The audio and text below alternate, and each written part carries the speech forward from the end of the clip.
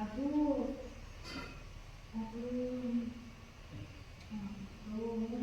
ಆದ್ಮೇಲೆ ಮುಂದೆ ಹೇಳಿ. ಓಕೆ ರಮಣ ಲಾಸ್ಟ್ ಡೈಲಾಗ್ ಖುಷಿಯಾಗಿರೋದ್ರ ಬಗ್ಗೆ ಈಗೇನು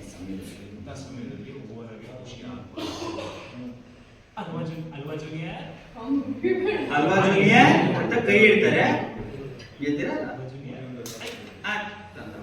ಇಬ್ರು ಒಂದು ಸ್ಮೈಲ್ ತಗೊಂಡು ನೋಡೋದಕ್ಕಂತೀವಿ ನೋಡಿ ಆಕ್ಷನ್ ಅಲ್ವಾ ಜೂನಿಯರ್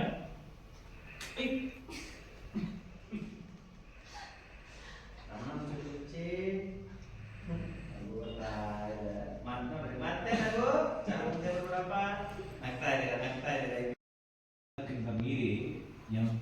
ಇಲ್ಲ ರೆಡಿ ಸರ್ ನಮ್ಮ ಮೇಲೆ